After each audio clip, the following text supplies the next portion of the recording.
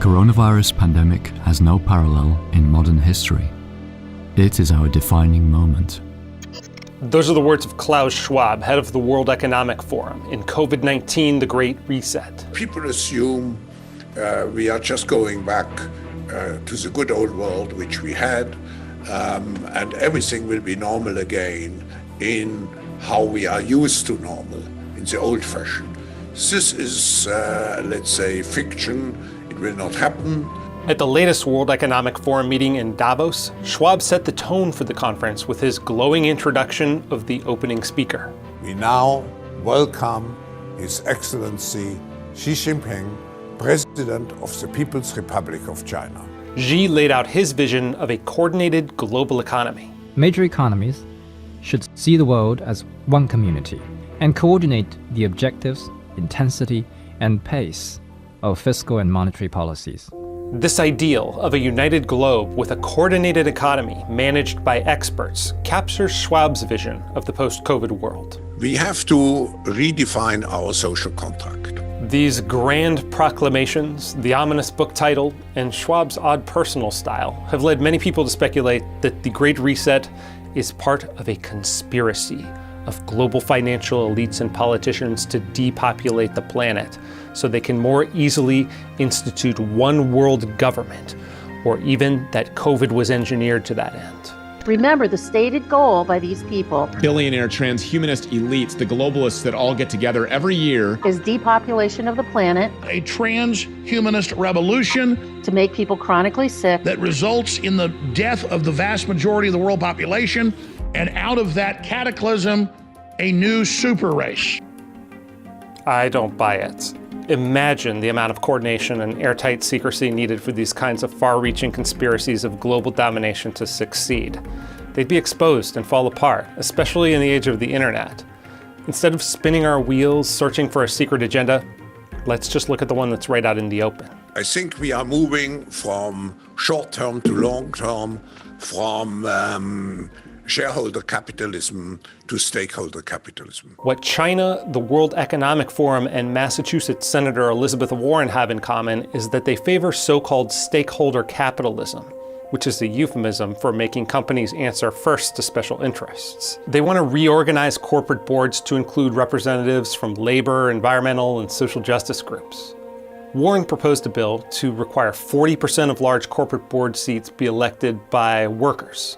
In China, the state simply owns or controls a majority stake in most of the country's largest firms. The World Economic Forum and many state leaders believe global coordination and global governance is essential to manage global problems, climate change, international financial instability, and future pandemics.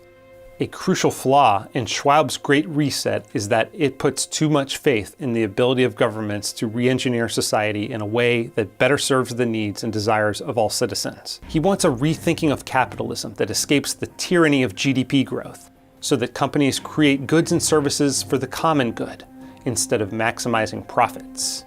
The phrase common good points to his fundamental misunderstanding of capitalism, which is nothing new. Central planners were using this idea to maximize their own power at the expense of individual freedom back in the 1940s, when Nobel Prize-winning economist F.A. Hayek wrote The Road to Serfdom, which would go on to sell over 2 million copies. The welfare and happiness of millions cannot be measured on a single scale of less and more, Hayek writes, and depends on a great many things that can be provided in an infinite variety of combinations. Every single one of the billions of people who populate this planet have unique goals and desires that are impossible to reduce to a unified whole, whether that's GDP or whatever supposedly holistic metric that WEF wants to replace it with. Profits are a signal to entrepreneurs that they are satisfying the disparate needs of their customers. One of the great lessons of the past 5 centuries in Europe and America is this: acute crises contribute to boosting the power of the state. It's always been the case, and there is no reason why it should be different with the COVID-19 pandemic. Schwab is right that the war is the health of the state, as the writer Randolph Bourne once put it. And the government's response to COVID has been similar to military conflict in terms of the cost and the chaos it's engendered. World Wars I and II and the Great Depression ushered in a powerful modern welfare and warfare state that irreversibly altered America and the world. But I'm more optimistic this time. thanks in large part to the power of technology to provide everyday citizens with an exit. Instead of the Great Reset, in which sclerotic 20th century institutions accumulate even more power, I think we're entering the Great Escape. This is possible because technological progress is outpacing the ability of the state to control and regulate it. Governments will have no choice but to abandon their efforts to construct physical and metaphorical walls. Technology can be designed to facilitate decentralization, in which the flow of money and information can't be controlled. Ideas emerge from the bottom up.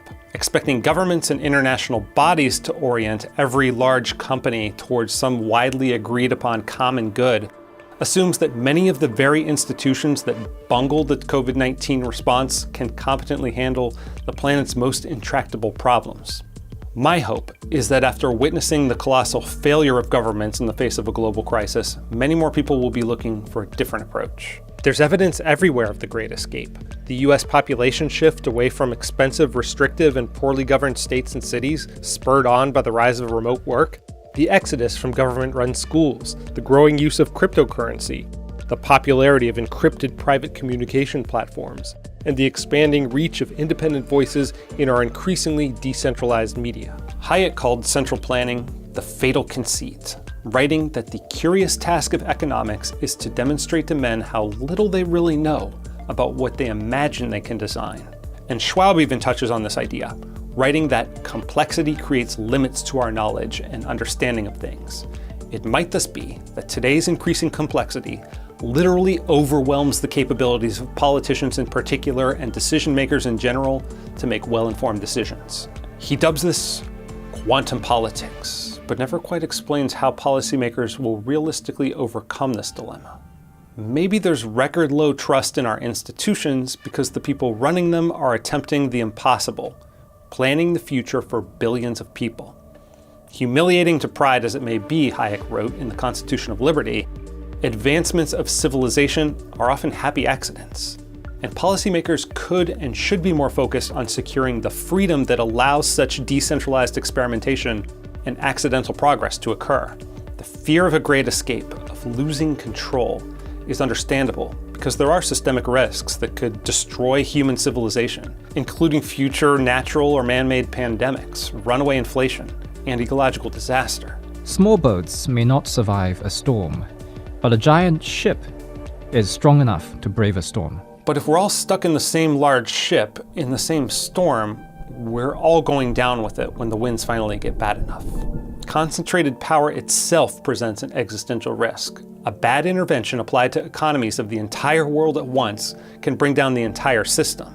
But the distributed power and humble trial and error of markets and decentralized governance brings progress in fits and starts with less risk of total ruin. What Schwab, Xi, and central planners around the world miss is that when securing the rights of the individual comes first, the rest tends to follow. The Great Escape from the 20th century is underway, and there might be nothing they can do to stop it. The question is, do they make getting there easy, or does it happen the hard way?